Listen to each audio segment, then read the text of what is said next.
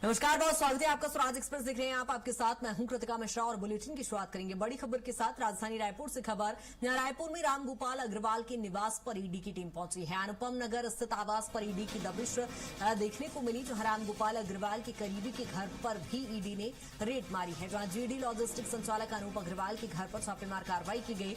रविनगर स्थित आवास और सभी ठिकानों पर रेड मारी गई, जहां रामगोपाल अग्रवाल के भतीजे प्रतीक अग्रवाल की धमतरी आवास पर भी ईडी ने कार्रवाई की है। जहां धमतरी में पीसीसी कोषाध्यक्ष रामगोपाल अग्रवाल के घर ईडी ने दबिश दी और सुबह 7 बजे से ईडी की कार्रवाई चूंकि लगातार जारी है और करीब 5 घंटे से ज्यादा का वक्त बीत चुका है और अभी भी ईडी की टीम जांच कर रही है। ईडी की कार्रवाई के बाद जहां कांग्रेस नेताओं का जमावड़ा भी वहां देखने को मिला।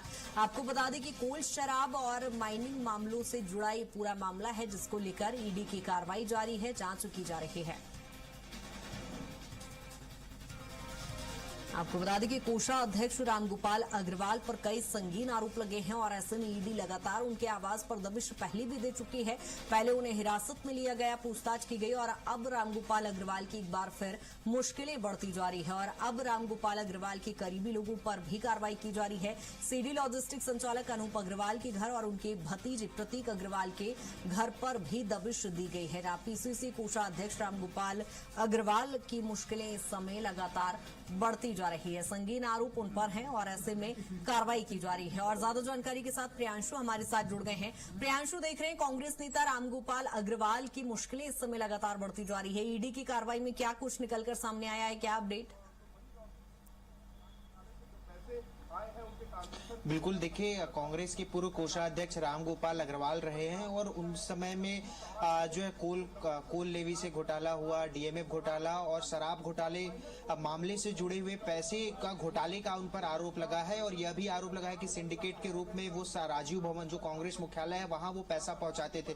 उसी को लेकर ईओडब्ल्यू ने जांच शुरू की। मनी लॉन्ड्रिंग का मामला सामने आया तो ईडी ने दबिश दी है और ईडी ने इस पूरे मामले के तहत शराब घोटाले मामले में दोषी मानते हुए 11 अगस्त को उनको गिरफ्तार किया है। अब उसके बाद उनसे पूछताछ कर रही है ईडी लगातार और इसी के को लेकर अब जो है उनके साक्ष्य जुटाने के लिए जो अलग अलग साक्ष्य को लेकर जो है उनके घर पर पहुंची हुई है। ये तस्वीरें देखिए, उनके घर की तस्वीरें जहां पर ईडी अभी भी मौजूद है।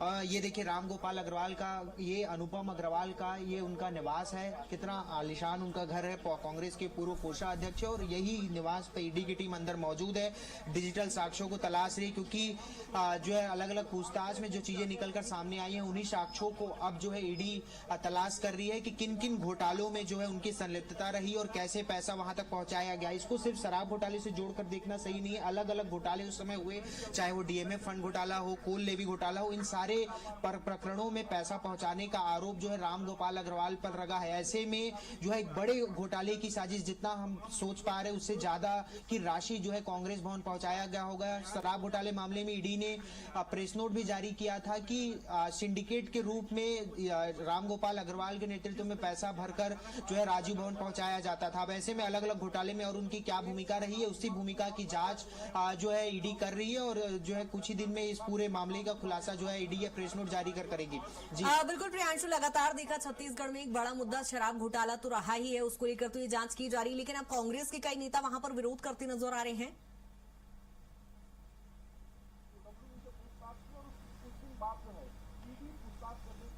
देखिए लगातार जब से रामगोपाल अग्रवाल की गिरफ्तारी हुई ईडी के, तब से कांग्रेस विरोध कर रही है और इसे तानाशाही रवैया बता रही केंद्र सरकार का। इससे पहले भी जब कार्रवाइयां हुई ईडी की, जब चैतन्य बघेल को गिरफ्तार किया गया, उससे पहले भी अलग अलग जो कार्रवाइयां हुई है, भूपेश बघेल के निवास पर जब पहुंची थी ईडी टीम, तब भी लगातार विरोध करती है और उसी सिलसिले में कांग्रेस लगातार इसे जो है केंद्रीय एजेंसियों का दुरुपयोग बताती है। लेकिन जिस तरीके से ईडी की जांच में जो साक्ष्य निकलकर सामने आ रहे हैं वो बेहद चौंकाने वाले हैं। जिस तरीके से पैसे का सिंडिकेट और जो दुरुपयोग किया गया, आम जनता के पैसे का, जो टैक्स के पैसे का कांग्रेस भवन जो पहुंचाया गया, उसी के लिए पूरे तरीके से जांच की जा रही है और जो है अब जो साक्ष्य यहां से मिलते हैं उसके आधार पर फिर ईडी आगे जो है जांच करेगी। ठीक है प्रियांशु, अब रामगोपाल अग्रवाल के करीबियों की भी चूंकि मुश्किलें यहाँ पर बढ़ती दिखाई दे रही है, उनके भतीजे के घर पर भी दबिश दी गई है, अनूप के जो उनका जो साथी है उनके घर पर भी कार्रवाई की जा रही है, तो क्या और लोगों की भी संलिप्तता इसमें है और लोगों की भी भूमिका है इसमें?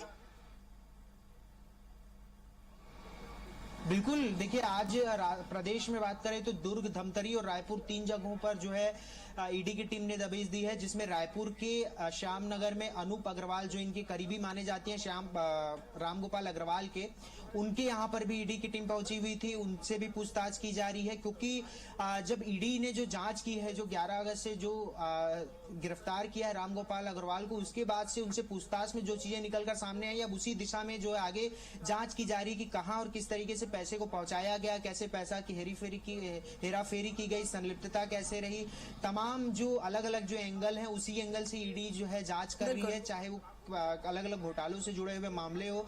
तो अब उनके जो बिल्कुल प्रियांशु, कहीं ना कहीं अब देखने वाली बात होगी जांच में क्या कुछ निकलकर सामने आता है। बने रहिएगा तमाम जानकारी के साथ।